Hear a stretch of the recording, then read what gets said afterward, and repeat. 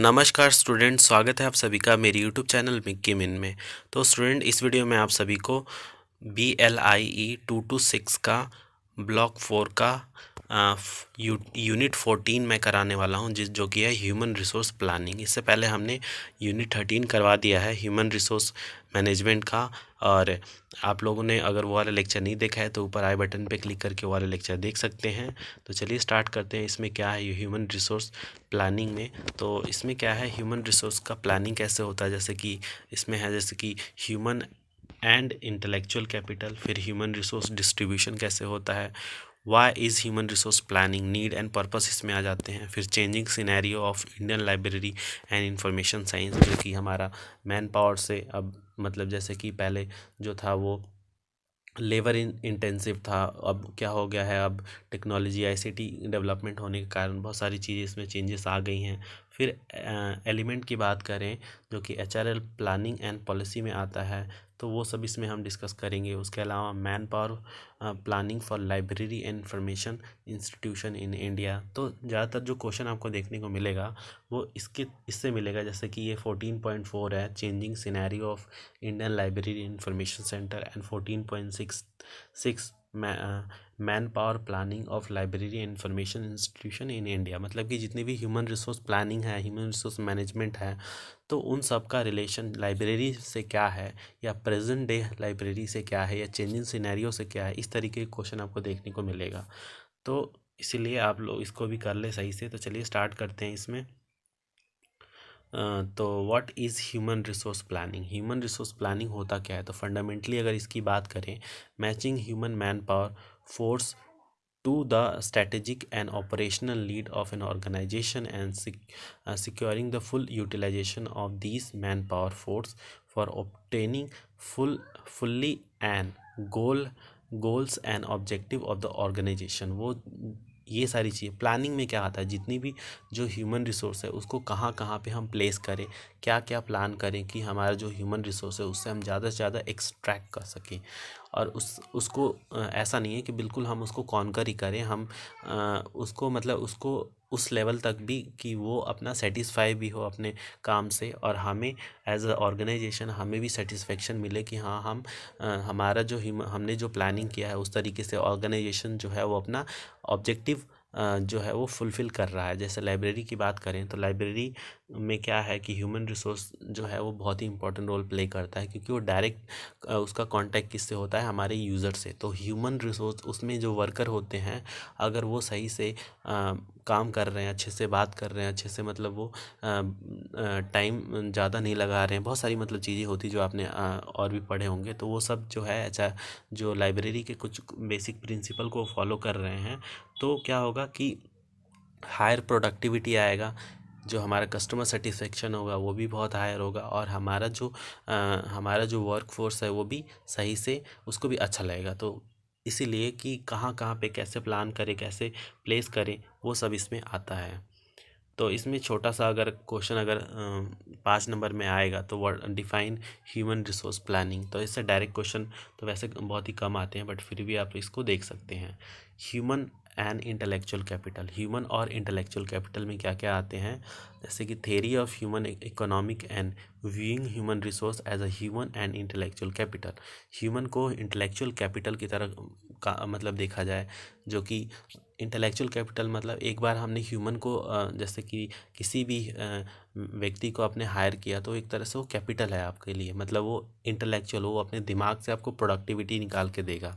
तो इसमें क्या है, human capital consist of knowledge. अब इसमें क्या क्या चीज़ें आती हैं, जैसे कि नॉलेज हो गया, स्किल हो गया, एबिलिटी हो गया of a people employees in the organisation. उनकी जितनी भी क्वालिटीज़ है ये आपको रिवेन्यू या फिर जितनी प्रोडक्टिविटी है वो आपको निकाल के देंगी। सर्विस सेक्टर में क्या होता है, कोई इतना जो कॉल सेंटर होते हैं उसमें भी क्या होता है, वो टैलेंट ही देखा जाता है, जो कम्युनिकेशन स्किल है, या फिर आपके लाइब्रेरी में ही देख लिया जाए तो आपकी कम्युनिकेशन स्किल भी बहुत इंपॉर्टेंट होता है। इसीलिए 2 to 5 का जो कम्युनिकेशन स्किल है उसका पेपर भी इंट्रोड्यूस कराया गया था, पहले नहीं हुआ करता था, बट वो हाल फिलहाल में ही कराया गया ताकि मतलब जो भी हमारे जो इमर्जिंग जो हमारे लाइब्रेरियन जो बनेंगे, जो हमारे जो यंग जो हैं, वो सब अच्छे से उनका कम्युनिकेशन स्किल भी हो। तो ये सब इसके अंदर आपको देखने को मिलेगा। जितनी भी स्किल है उसको एनहेंस करना, वो एक तरह से आपके लिए कैपिटल गेन की तरह काम करेगा। फिर ह्यूमन रिसोर्स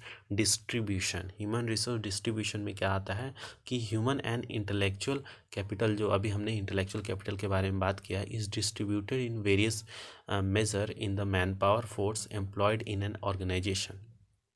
अब उनका वो जो इंटेलेक्चुअल कैपिटल है उसको किस तरीके से वेरियस मैन पावर फोर्स मतलब ऑर्गेनाइजेशन में डिस्ट्रीब्यूट किया जाए ताकि हायर प्रोडक्टिविटी हो।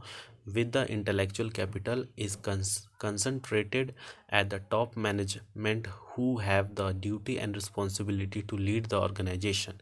जैसे कि अगर आप किसी को CEO बना रहे हैं, चीफ एग्जीक्यूटिव मैनेजर, तो उसके अंदर वो क्वालिटी होनी भी चाहिए। अगर उसके अंदर वो क्वालिटी नहीं है तो फिर आपका जो ऑर्गेनाइजेशन है वो हायर प्रोडक्टिविटी नहीं देगा। तो इसी तरीके से उसके टैलेंट को, उसके इंटेलेक्चुअल जो कैपिटल है उसको पहचानना और उसको एक प्रॉपर प्लेस उसको देना ताकि वो आपके लिए हायर प्रोडक्टिविटी करे, ऑर्गेनाइजेशन के लिए वो सूटेबल हो। ये सारी चीज़ इसके अंदर डिस्ट्रीब्यूशन में आ जाती हैं। तो इसको एक बार आप पढ़ेंगे तो आपको पूरा समझ में आ जाएगा। हालांकि मैंने आपको बता दिया। तो यहाँ पे स्ट्रैटेजी एंड ऑपरेशनल प्लानिंग की बात करें कुछ, तो यहाँ पे जैसे determination of desire goal and objective and setting target to fit into a time frame. मतलब कि किसी को भी ऐसे चीज़ें जो है डिटरमाइन करना कि उसके गोल एंड ऑब्जेक्टिव जो हैं वो सारी चीज़ें हो ताकि जो टारगेट जो हमने फिक्स किया है वो टाइम फ्रेम में कंप्लीट हो जाए। फिर selection of activities programme and project to achieve the set target. मतलब बेसिकली इनका टारगेट सेट अचीव करने का और जो हमारा ह्यूमन रिसोर्स है उसको अच्छे से डिस्ट्रीब्यूट करने का पूरा इसमें प्रोसेस है। फिर why is human resource planning, human resource planning की ज़रूरत ही क्यों है। तो अभी तक हम ह्यूमन रिसोर्स प्लानिंग पूरा बता रहे थे, तो वही हमारी ज़रूरत भी है। हमारी ज़रूरत ह्यूमन रिसोर्स प्लानिंग से क्या है, ताकि ऑर्गेनाइजेशन जो है वो अच्छे से एम्प्लॉयज़ को अच्छी मतलब एक उसको जॉब सेटिस्फेक्शन करवा के साथ साथ भी उससे हायर प्रोडक्टिविटी भी निकाले। तो ये सारी चीज़ें जो हैं वो हमें ज़रूरत पड़ती है। नीड एंड पर्पस इसी के अंदर आता है। जैसे कि human resource planning is consist continuous process, ये कॉन्टीन्यूस प्रोसेस है, never ending and not at one time actively. अब जैसे कि मान लीजिए आपने ह्यूमन रिसोर्स प्लानिंग कर दिया एक बार, अब ऐसा तो नहीं है कि वो जितनी भी आपने प्लानिंग किया था वो जो मतलब लाइफ लॉन्ग रहेगा।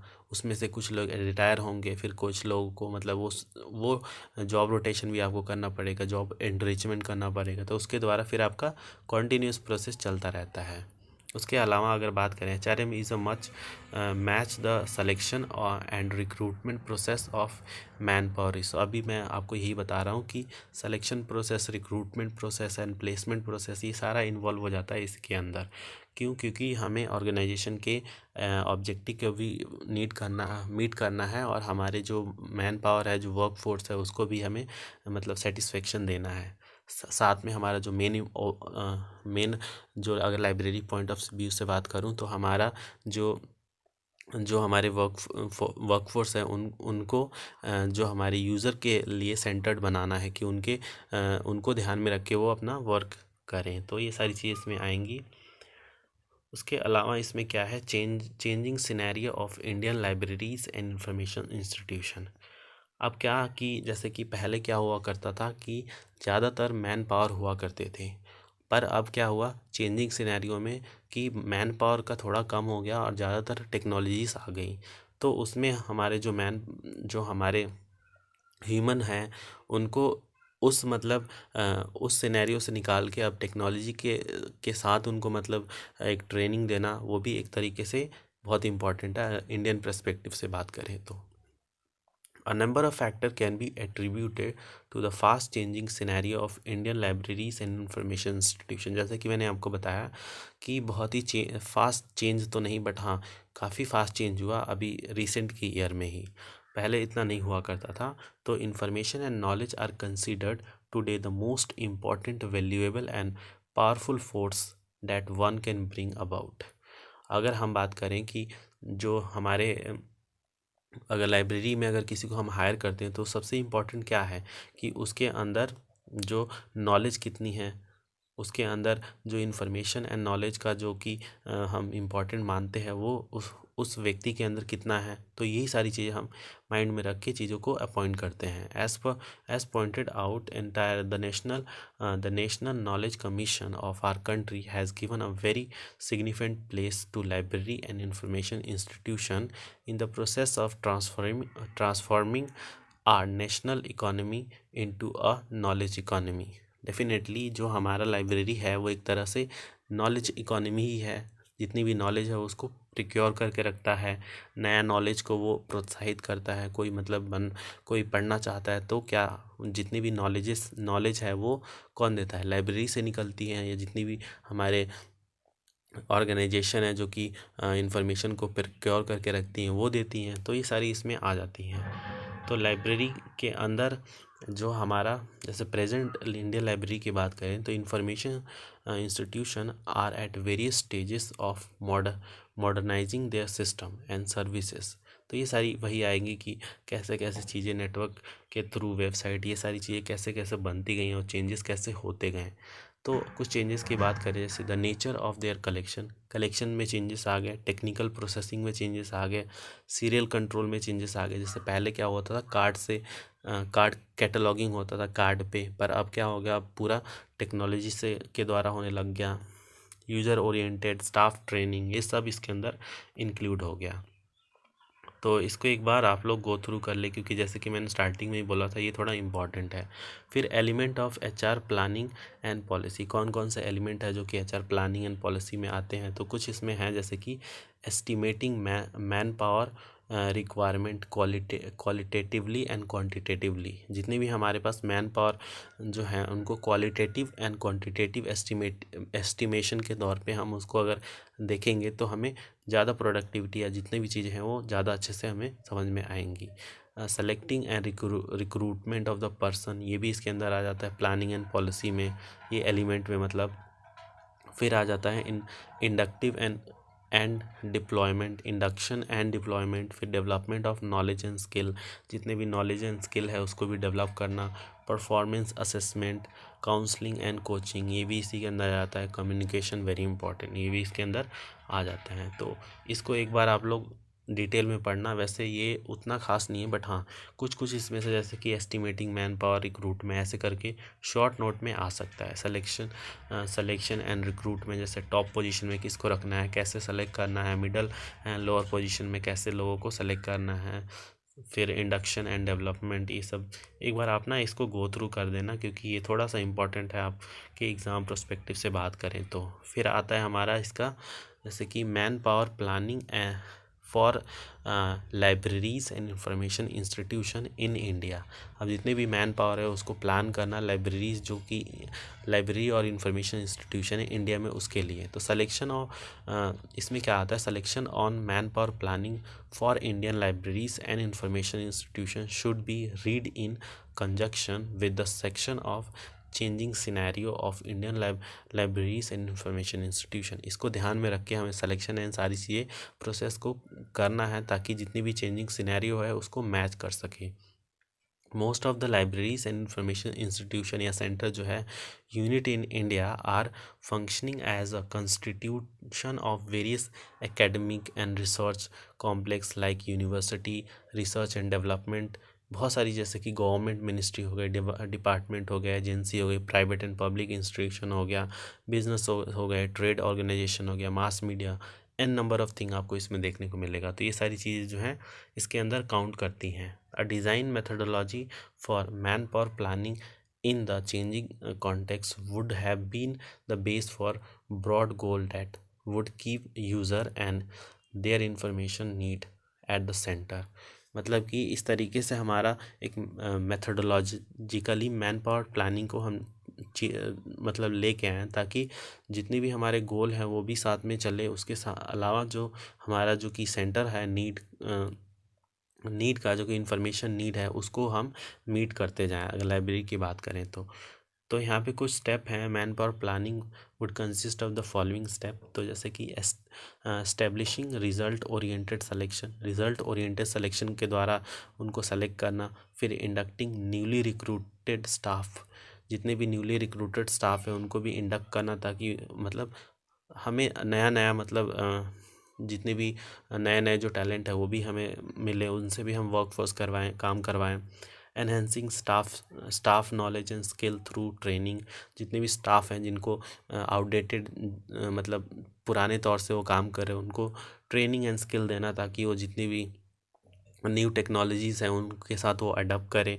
Measuring quality products and services, quality product and services को मेजर करना। Evaluating result at periodical interval, तो इवेलुएट करना जितने भी रिजल्ट हैं उनको पीरियोडिकली कुछ इंटरवल के बाद, फिर recruiting the organisation at proper interval. तो ये कुछ चीज़ें हैं जो कि स्टेप हैं जो कि आप देखने को मिलेगा मैन पावर प्लानिंग में, अगर इंडियन हम लाइब्रेरी की बात करें। तो इसी के साथ ये भी हमारा जो लेक्चर है ये कंप्लीट होता है। तो आप लोगों को समझ में आ रहा होगा, और इस यूनिट का एक लास्ट जो इस ब्लॉक का एक लास्ट यूनिट है जो कि है हमारा ह्यूमन रिसोर्स डेवलपमेंट। इसको हम नेक्स्ट वीडियो में कवर करेंगे। तो आई होप आप लोगों को समझ में आ रहा होगा। कोई भी डाउट हो प्लीज़ करके कमेंट बॉक्स में ज़रूर पूछें। तो मिलते हैं आप सभी से नेक्स्ट वीडियो में, तब तक के लिए धन्यवाद।